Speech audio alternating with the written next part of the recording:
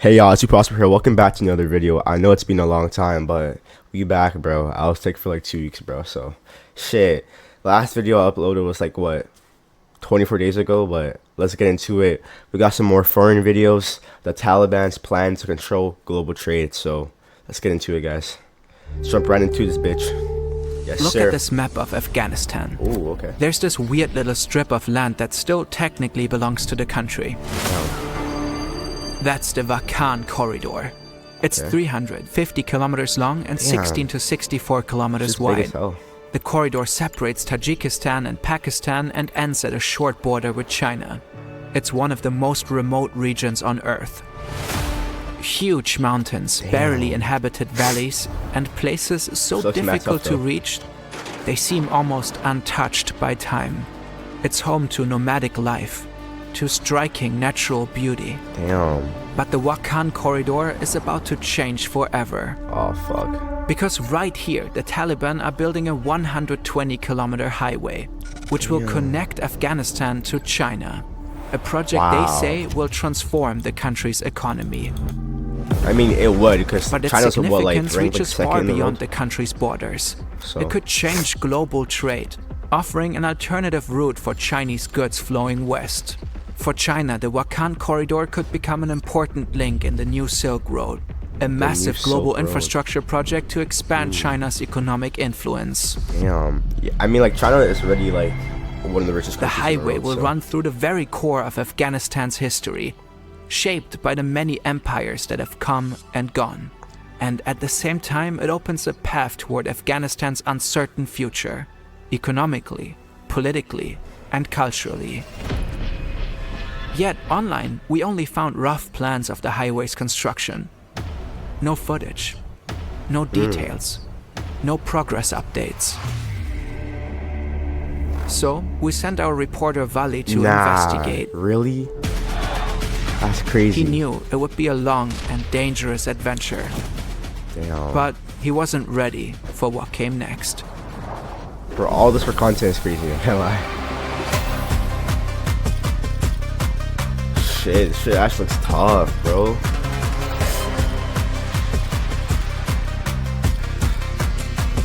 Hey. Damn, this beat is tough. Hey.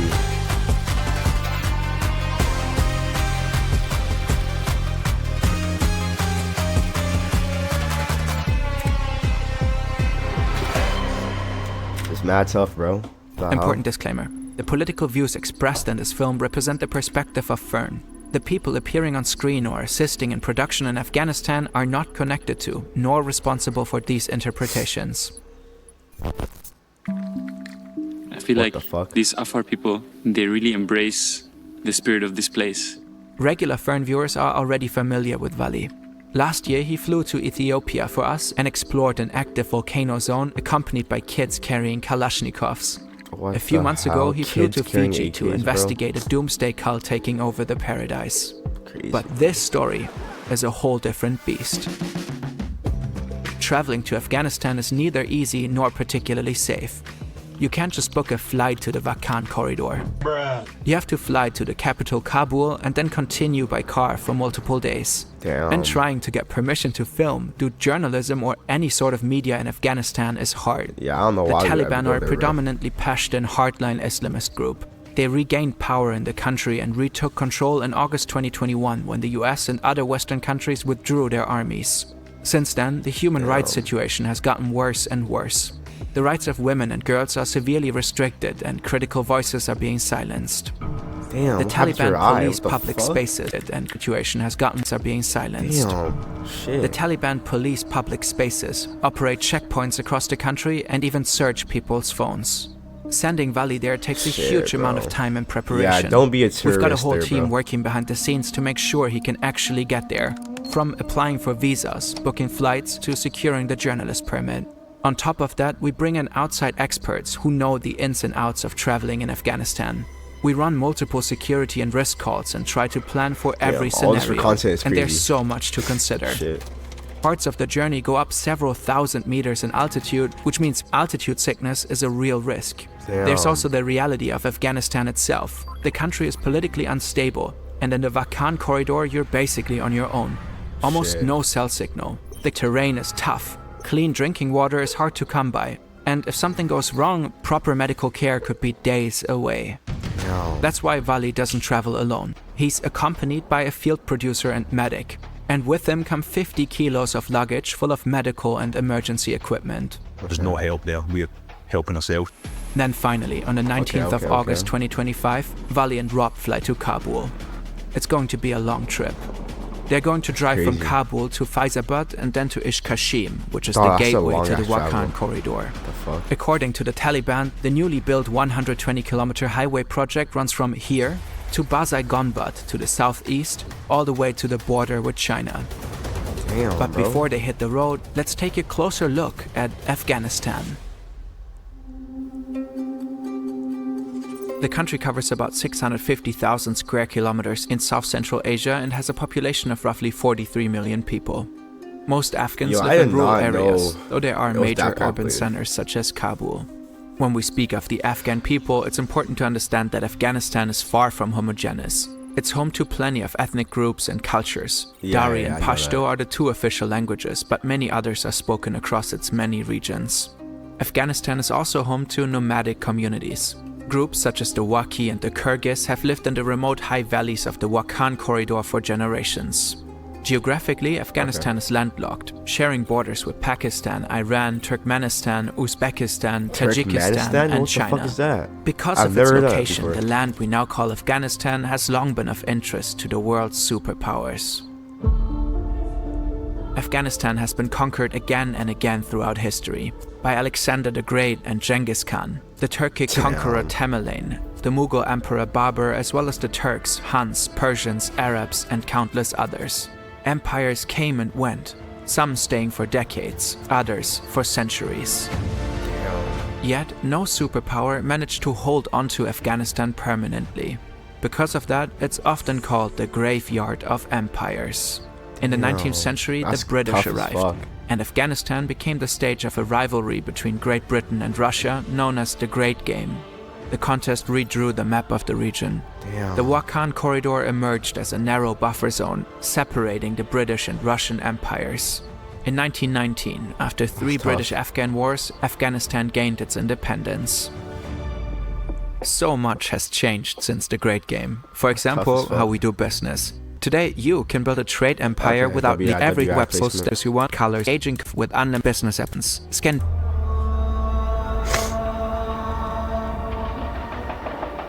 Before leaving Kabul, Vali still has to visit ministry after ministry to make sure we can film the highway. First up is the Ministry of Foreign Affairs. Here, things go smoothly. We got the permits. We can go to Badakhshan and we can film there. The permit is handed over with a simple warning. Just stay exactly with your agenda and you will be fine. By 1 p.m., the trip begins. Yeah, don't do any dumb shit, bro. Please, bro. Leaving the crowded streets of the capital behind, they head toward the Selang Pass. To reach northern Afghanistan, they drive through a 2.6-kilometer long tunnel at an altitude of about 3,400 meters. Damn. Yo, how can you even breathe up there, bro? What the fuck? Infamous Salang Tunnel. See you on the other side. This tunnel wasn't built by Afghanistan, but by the Soviets. It's not the only reminder of their invasion. Out in the desert lies a vast graveyard of Soviet tanks, relics from a terrible war. In 1979, the Soviet Union sent troops into Afghanistan. They intervened in the country's civil war to support the Afghan communist government in its conflict against anti-communist Muslim guerrillas. Initially, the Soviets planned only for a short intervention, but the war lasted 9 long years. Afghanistan became one of the major battlefields of the Cold War. The communist government in Kabul was backed by Moscow. On the other side, the US supplied money and weapons to the Mujahideen, the Muslim guerrillas resisting the Soviets. The Soviet army suffered heavy losses and failed to gain control of the country. Look how big their guns are, By 1988, Moscow began to withdraw its troops. But the fighting didn't end. Both the Soviet Union and the US continued to back their allies in the conflict. In 1992, the regime collapsed and Afghanistan fell back into civil war. 4 years later, the radical Islamic Taliban seized power in Kabul and declared the Islamic Emirate of Afghanistan. On the long trip to the Wakhan corridor, Valley and the crew run into one car problem after another. Flat tires, breakdowns, wrong fuel. It's windy, bro, it's out of dusty, all cars, you take it's that getting car, colder, bro. Are you fucking serious? and we have a flat tire. Off to a great start. Something wrong with the gas pump. But slowly, they push forward.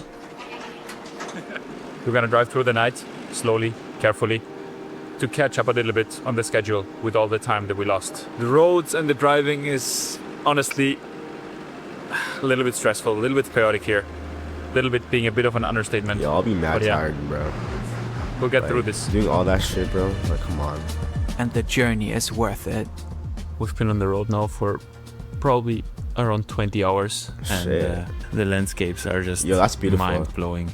Damn. They finally reach fuck. Badakhshan province, this remote corner of Afghanistan.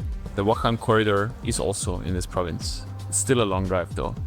And all along this river here, we could see gold mines.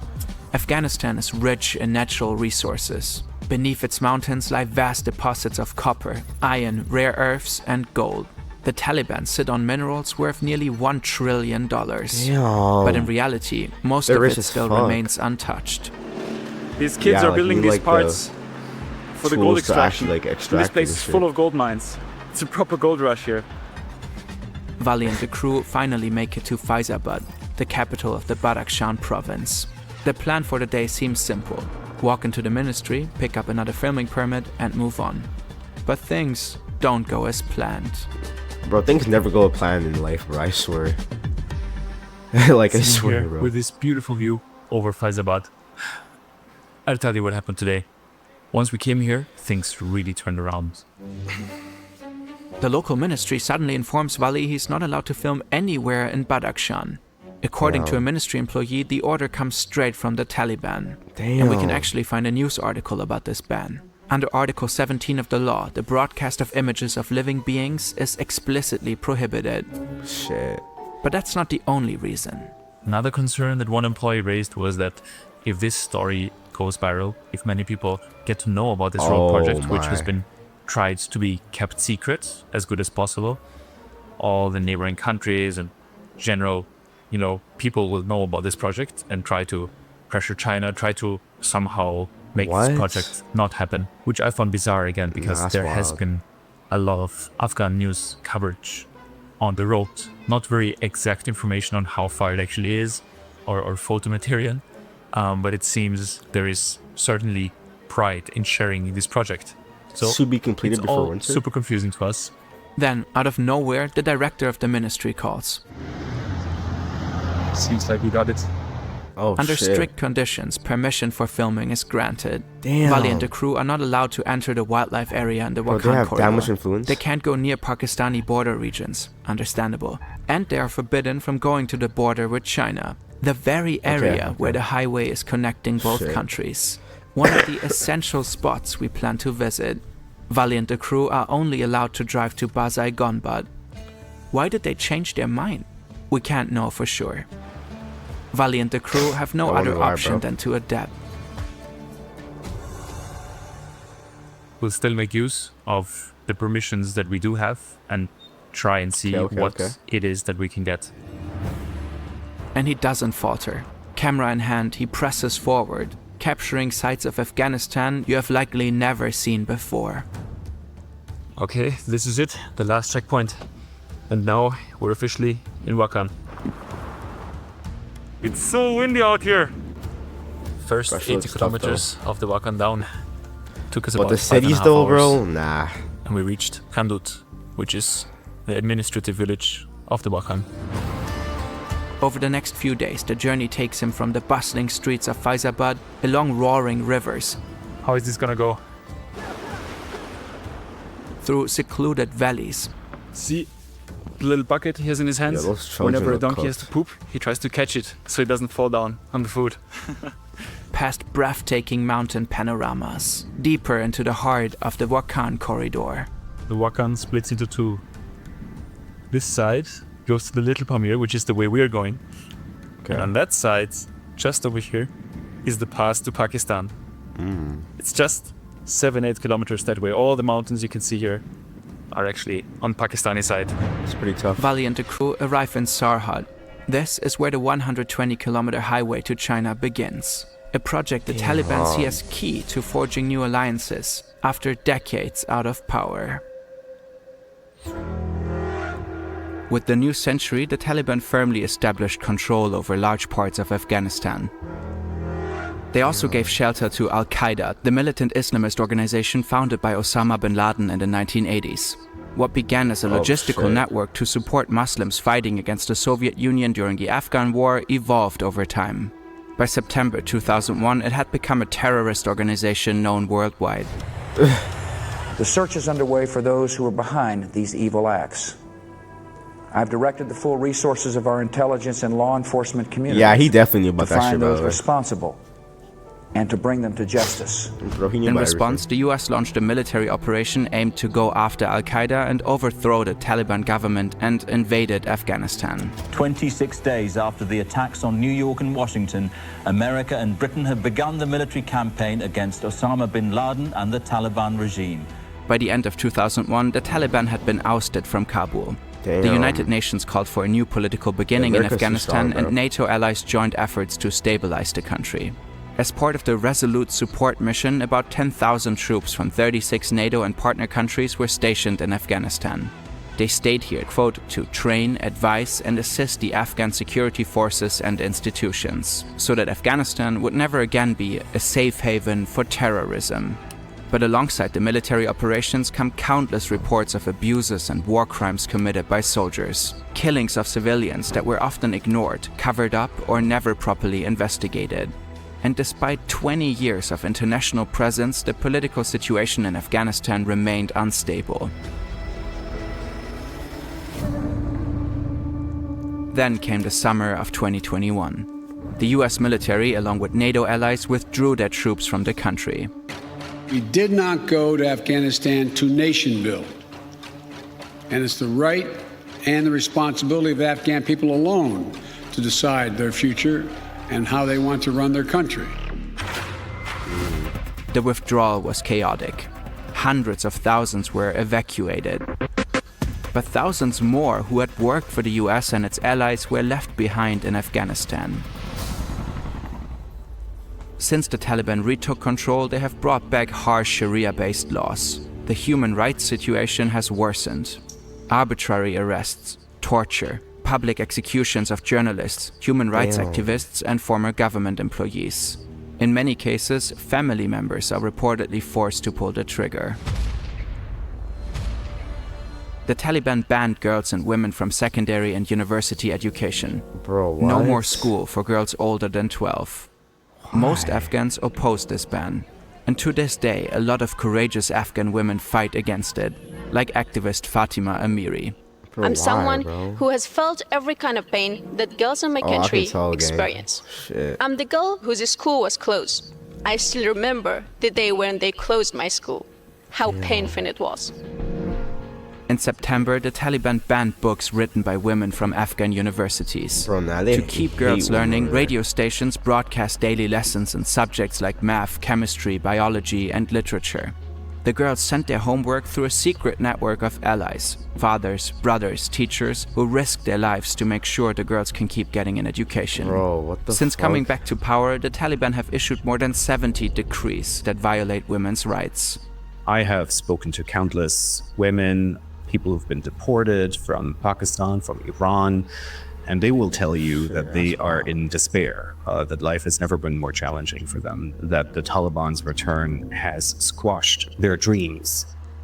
This is Rick Nowak, the Afghanistan bureau chief for the Washington Post. He also made the journey to the Wakhan corridor in 2024. Women aren't allowed to raise their voices or even laugh in public. When it comes to even laugh, okay, bro, that's overboard, bro. There's not much left. The Taliban has closed beauty salons, which used to be one of the main meeting points after women were banned from going to I'm not trying to say anything, but like, do they not like seeing no like excess women? that for many Afghan women, the Like- internet like, has are been they, the like, last scared of place women? where they Like, could still experience so a sense confused, of freedom. You know, a lot of them are using AI chatbots to talk because they have no one else to talk to. They're Damn. trying to still attend some online courses. So a lot of them have resorted to that. But what we've seen over the last weeks has been mounting signs that the Taliban wants to restrict internet access. In September, the Taliban cut off internet access in the country for 48 hours to prevent immorality. For a lot of women who saw this as the last lifeline, this has been particularly devastating. In recent years, Afghanistan has become increasingly isolated. Foreign governments, NGOs, and companies pulled out. International investors disappeared. The Taliban says, you know, countries open for business, please come invest here. They have been trying to sell their country as almost an investor's paradise. But the reality is a lot of countries are hesitant to invest. They still see significant risks. Afghanistan's economy collapsed and unemployment is high. According to the New York Times, more than half the population now depends on humanitarian aid. On top of that, in 2025 alone, more than 2 million Afghans were forced to return home from Pakistan and Iran. Both countries have become stricter with Afghan refugees and migrants. So, and in this isolation, oh my god, bro, China is offering a hand. Bro, half the population can't work, so they have to bring in fucking refugees and fucking immigrants from other countries just so they can fulfill certain jobs, bro. That is the most fucked up shit ever, bro. It has stepped in as one of the few international partners still engaging with Afghanistan.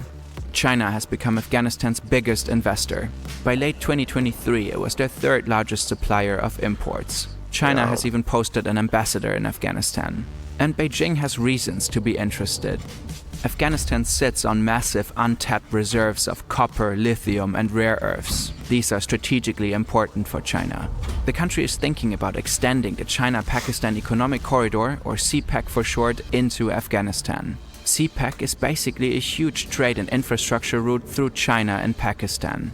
The expansion into Afghanistan would link the country to new trade and transit routes, all under the Belt and Road Initiative, also known as the New Silk Road.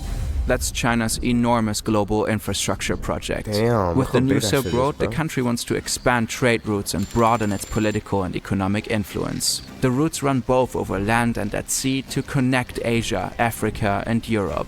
And the US isn't happy about that. The country is currently in a trade war with China. President Donald Trump is working on expanding his country's maritime influence and trying to weaken China's global network of ports. That's why overland connections like the Wakhan corridor could give China another route west to expand its reach. For the Taliban, it would be a huge win. The Wakhan corridor symbolizes really economic hope. The hope that they can turn their country, which is currently quite isolated economically and politically, into more of a transit country. So they decided to build the highway at an altitude of 5,000 meters. The project is supposed to have cost $5 million. Way more than that. What Taliban officials, the what? road was completed in January 2024. Yeah, that's just not gonna be completed for like another. Vali and the 4 crew years. are close to the destination now and soak in life in the premiere. But the high altitude takes its toll. As much as I love this place, Yeah, the altitude is also really tangible. I mean, at night, I get weird dreams. Sometimes wake up in the middle of the night and think it's the morning already. Breathing shortage. My lips are just opening. And some crew members complain about persistent headaches. So yeah, that's the reality of living on more than 4,000 meters. Yeah, Tomorrow morning, they will drive the last kilometers to Bazai Gonbad. It's about 4:30 in the morning, and we're about to leave. 4:30 in the morning, and it's that bright. Oh shit! This side here is going back to the Baja, and on this side is actually strictly forbidden for us to film or to go there after all, because that is the way to China, the way to the Bakhtiar Pass. Vali and the crew are not allowed to travel further than here. On their way, they get stopped by the Taliban, who look through all of their stuff. They were not allowed to go all the way to the border with China. but we got a hold of some first-hand footage anyway. We cannot disclose how. Here we see the view across to the Chinese side of the border. A long green fence cuts through the valley between two mountains lined with little Chinese flags. Behind it lie layer upon layer of barbed wire. On the fence a camera is fixed, and just behind it there's a tiny guard hut. The so-called highway the Taliban built isn't paved, it's a gravel road. This doesn't look like a place where trade is thriving. Vali also mentions spotting construction machinery on the road, but no sign of the busy cross-border highway Afghanistan had hoped for. Is that the reason why they didn't want us filming there?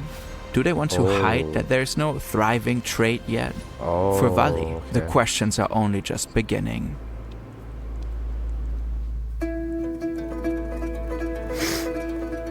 Vali wants to learn more about the impact of the highway on the people that live in the corridor. Lots of the times the nomads would hang out around here, but now they're on the complete other side of the lake. So on his way, he stops at two nomadic villages.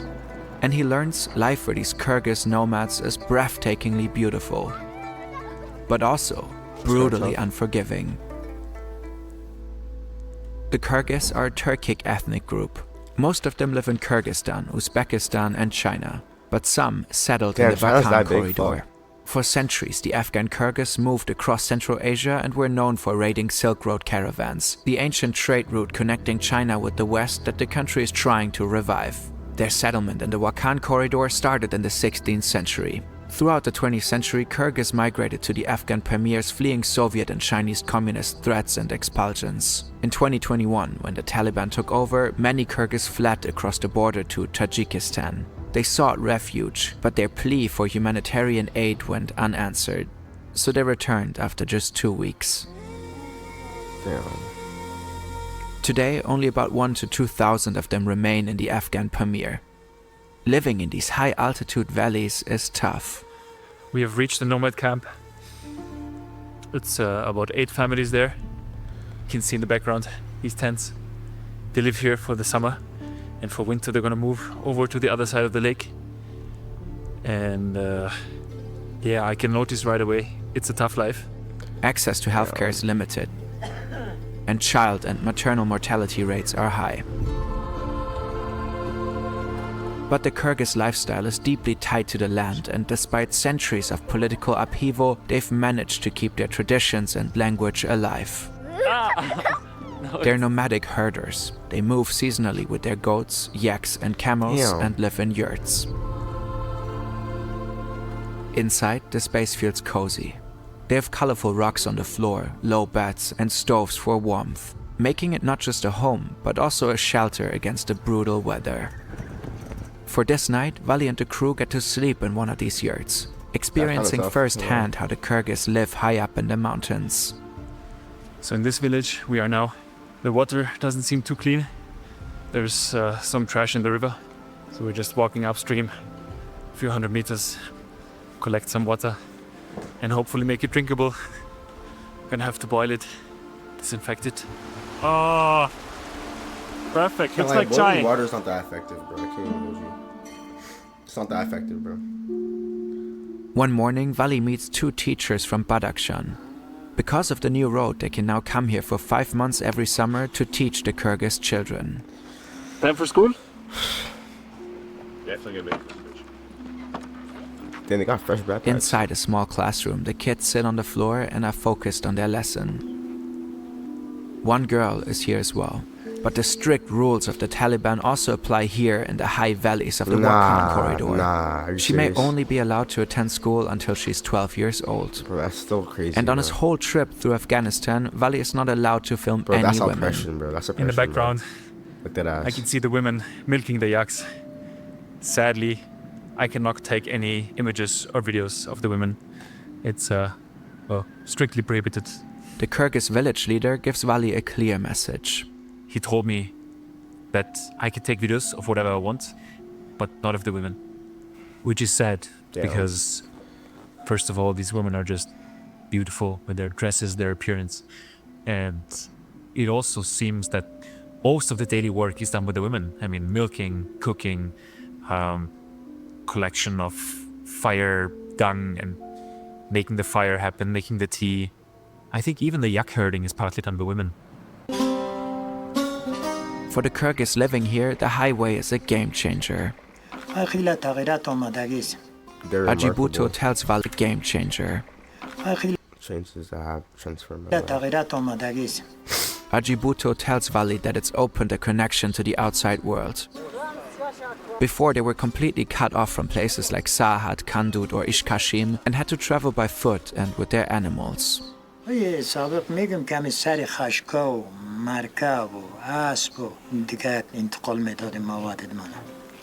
بعد دیگه اینم زمستانش راهش بسیار سخت بود کوتاه بود زمستان لغای مردم جر میشد میمردی دیگه بارش میرفتی تلفات هم زیاد بود.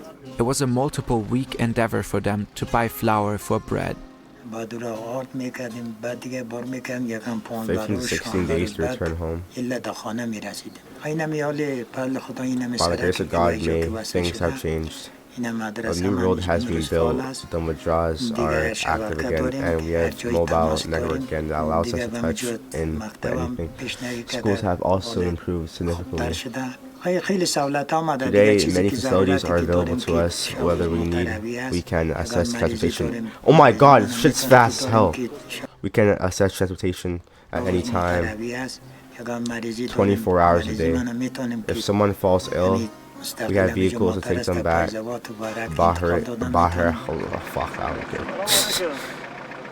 Now, traders visit regularly with their cars to sell their goods. So they're living decent apples, there, melons, I guess. pasta. More apples, melons, rice. It's a little mobile shop, a little car.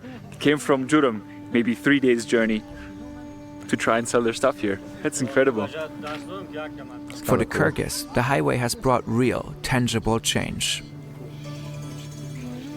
But when Vali tries to dig deeper, talking to workers or Taliban officials about the project, he keeps hitting a wall of silence.